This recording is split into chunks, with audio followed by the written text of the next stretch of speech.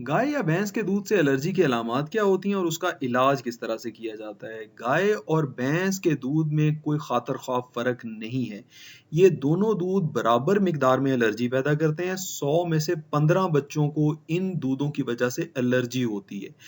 उसमें से 1 से 2% बच्चों को तो बहुत शदीद एलर्जी होती है और वो दूध स्टार्ट करने के 3 दिन के अंदर-अंदर शदीद अलामात ज़ाहिर कर देते हैं, जिनके अंदर उल्टी बार-बार होना, दमे की अलामात ज़ाहिर हो जाना, जिल्द के ऊपर एक्ज़िमा आ जाना, रैश आ जाना, पेट का दर्द होना, सीने की तंगी होना, खाँसी होना, सोज़िश आ जाना आँखों के ऊपर और लिप्स के ऊपर और मोशन स्टार्ट हो जाना और मोशन के अंदर खून की मौजूदगी जो है वो होना, ये इसकी ओवर्ट अलामात हैं जो कि 1 से 2% बच्चों को मुतासिर करती हैं। बाकी जो 13 से 14% बच्चे होते हैं, उनको काऊ मिल्क प्रोटीन इंटॉलरेंस होता है। उसमें लॉन्ग टर्म 2 से 3 महीने, बाज़ औक़ात 6 महीने तक जो है वो अलामात ज़ाहिर होती हैं और अलामात आम तौर पे पीलेपन की सूरत में होती हैं, खून की कमी होती है बच्चे में, बच्चे की भूख खत्म हो जाती है और वेट गेन नहीं कर रहा होता बच्चा।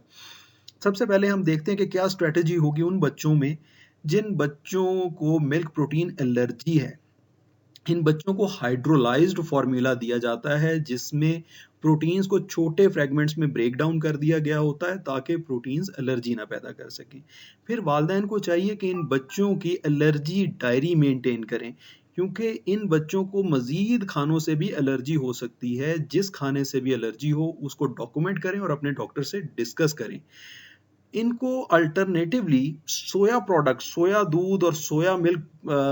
की जो प्रोडक्ट्स हैं वो दी जा सकती हैं, लेकिन उससे भी कुछ बच्चों को एलर्जी जो है वो जारी रहती है। तो इस वजह से हाइड्रोलाइज्ड फ़ॉर्मूला जो है, वही आइडियल थेरेपी है, वही आइडियल ट्रीटमेंट है। और ऐसे खाने जो कि एलर्जी ज़्यादा पैदा करते हैं, जैसे सी फूड हो गया, जैसे अंडा हो गया, जैसे गोश्त हो गया, जैसे कीमा हो गया, इनको ज़रा बहुत आहिस्ता-आहिस्ता और थोड़ा देर के साथ स्टार्ट करें और डॉक्यूमेंट करें कि किसी खाने के साथ इन बच्चों को मज़ीद एलर्जी तो नहीं हो रही। और अगर बच्चा ऐसा माँ का दूध पी रहा है, तो माँ की ग़िज़ा से डेयरी प्रोडक्ट्स को बिल्कुल निकाल दें, क्योंकि उसकी वजह से भी बच्चे को एलर्जी ज़्यादा हो सकती है। फिर डिफरेंशिएट करें कि आपके बच्चे को वाक़ई मिल्क प्रोटीन एलर्जी है, कहीं लैक्टोज़ इंटॉलरेंस तो नहीं है। लैक्टोज़ इंटॉलरेंस इस तरह से होती है, इसमें एब्डोमिनल पेन होता है, क्रैम्प्स होते हैं, ब्लॉटिंग होती है, नौज़िया होता है यानी उल्टी-मतली का एहसास होता है। ब्लॉटिंग से मुराद है कि बर्पिंग करता है बच्चा बार-बार जो है उसकी गैस बर्प आते हैं उसको। उसको डायरिया हो सकता है और स्ट्रॉन्ग स्मेलिंग स्टूल्स होते हैं। स्ट्रॉन्ग स्मेल आती है बिकॉज़ लैक्टोज़ जो कि एक शुगर है दूध में पाई जाने वाली, जब ये डाइजेस्ट नहीं होती, लैक्टोज़ इंटॉलरेंस होता है, तो ये बड़ी आँत के अंदर जाके लैक्टिक एसिड में कन्वर्ट हो जाती है और वो लैक्टिक एसिड स्ट्रॉन्ग स्मेल देता है स्टूल्स को, बड़ी एसिडिक स्मेल देता है और एसिडिक स्टूल्स पास करता है बच्चा और इसकी वजह से नेपी रैश भी बहुत शदीद हो जाता है बच्चों को। फिर गैस बनता है इन बच्चों के पेट में बहुत ज़्यादा और क्विक ऑनसेट ऑफ सिम्पटम होता है। जैसे ही आप दूध देते हैं तो उसके आधे घंटे से 1 घंटे के अंदर-अंदर जो है वो पेट का दर्द, गैस, ब्लॉटिंग, नौज़िया होना शुरू हो जाता है। व्हेयरएज़ मिल्क प्रोटीन एलर्जी में बहुत कम बच्चों में ऐसा होता है कि फ़ौरन अलामात आ जाएँ, उसमें दिनों में अलामात आती हैं, इसमें घंटों में अलामात आती हैं। और उसमें जिन बच्चों को इंटॉलरेंस होती है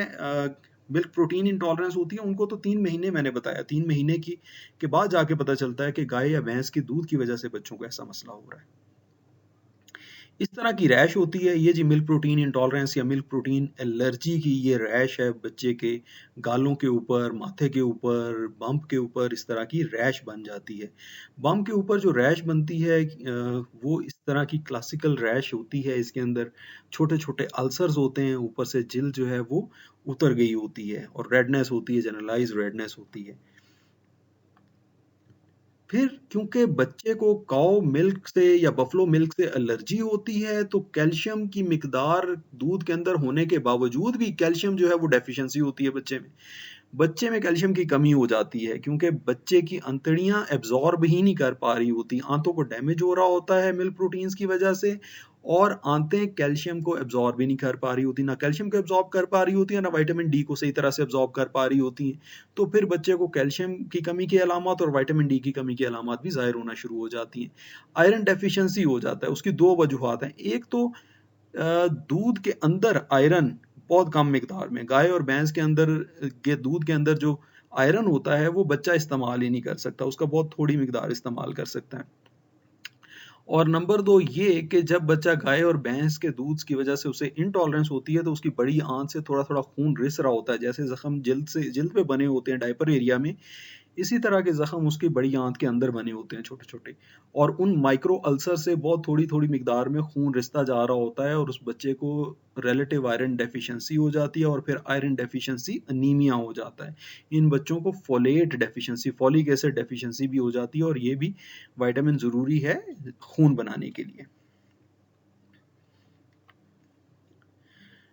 जिन बच्चों को इंटॉलरेंस होती है इनको 3-4 माह में एक्जिमा के बार-बार एपिसोड्स आ रही होती हैं, कभी डायरिया हो रहा होता है, कभी कॉन्स्टिपेशन हो रही होती है, कभी कॉलिक हो रहा होता है, बैक आर्चिंग कर रहे होते हैं क्योंकि ब्लॉटिंग हो रही होती है, पेट में दर्द हो रहा होता है, गैस्ट्रोएसोफेजियल रिफ्लक्स हो रहा होता है, उल्टी का एहसास हो रहा होता है, मतली का एहसास हो रहा होता है, इनकी भूख खत्म हो जाती है इन बच्चों की, इन बच्चों को सीना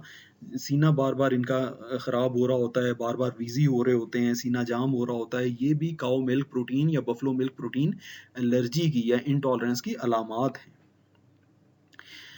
6 महीने की उम्र तक आमतौर पे माँ अपना ही दूध पिला रही होती है, बच्चे का वेट बड़ा अच्छा गेन हो रहा होता है। उसके बाद जब ऊपर वाला दूध ऐड किया जाता है, तो फिर पता चलता है अगले 3-4 महीने में कि बच्चे का तो वज़न ही नहीं बढ़ रहा, क्योंकि बच्चा गाय और भैंस के दूध के अंदर मौजूद प्रोटीन से भी फ़ायदा नहीं हासिल कर पा रहा और प्रोटीन्स के साथ होने वाले डैमेज की वजह से उसमें कैल्शियम की भी कमी हो गई है, विटामिन डी की भी कमी हो गई है, आयरन की भी कमी हो गई है, उसमें फोलिक एसिड की भी कमी हो गई है, बी12 की भी कमी हो गई है, खून भी कम हो गया है, अनीमिया भी हो गया है बच्चे में और उसके दाँत भी देर से निकल रहे हैं बच्चे के और वज़न भी गेन नहीं कर रहा बच्चा। तो आम तौर पे वालिदैन को 3-4 महीने लगते हैं ये चीज़ समझने में कि जी मेरा बच्चा वेट गेन क्यों नहीं कर रहा और वेट गेन नहीं कर रहा जब रियलाइज़ करते हैं, डॉक्टर के पास पहुँचते हैं, तो डॉक्टर आमतौर फिर ही उसे उन्हें जो है वो डिटेल से समझा सकता है कि क्या हुआ है आपके बच्चे के साथ। जब 1 साल की उम्र तक बच्चा दाँत ना निकाले तो इसको हम कहते हैं डिलेड टीथिंग, लेट टीथिंग कहते हैं। ऐसा बच्चा जिसको विटामिन डी की भी फिर कैल्शियम की भी कमी रहती है तो फिर बच्चा क्रॉल करना देर से शुरू करता है, बच्चा इंडिपेंडेंट स्टैंडिंग और वॉकिंग देर से करना शुरू करता है। इन बच्चों में क्योंकि प्रोटीन्स एलर्जी होती है और प्रोटीन्स की डेफिशिएंसी होती है तो इनके बाल बड़े कम मिकदार में होते हैं और उनका पिगमेंट भी कम होता है। बाल जो है वो वालिदैन की निस्बत भूरे बाल होते हैं इन बच्चों के और बालों की मिकदार भी सर के ऊपर कम होती है। इनके नाखून जो हैं वो बड़े नरम-नरम नाखून होते हैं। वो यही चीज़ बता रहा होता है कि प्रोटीन्स की डेफिशिएंसी है इस ऐसे बच्चों में। तो इन सारी चीज़ों को अर्ली डिटेक्ट करें, अपने डॉक्टर से मशवरा करें या खुद आप जो है वो रेमेडियल मेजर लें और बच्चों को फोर्टिफाइड फार्मूला दें, फोर्टिफाइड मिल्क दें या बच्चों को ऐसा दूध दें जिसके अंदर iron, folic acid, calcium, vitamin D अच्छी मिकदार में मौजूद हो और उस दूध से बच्चा सुकून से रात को सोए, उसको कॉलिक का मसला ना हो, उसको गैस ट्रबल ना हो, बच्चे को उल्टी का मसला ना हो, तो फिर आपका बच्चा जो है वो माइलस्टोन्स टाइम से अचीव करेगा और अच्छी ग्रोथ होगी उसकी और अच्छी डेवलपमेंट होगी। मुझे उम्मीद है पेरेंट्स के ये वीडियो आपके लिए बड़ी यूज़फुल साबित होगी और आपको बहुत सारी यूज़फुल इन्फो मिली होगी इस वीडियो से। Thank you very much. अस्सलाम।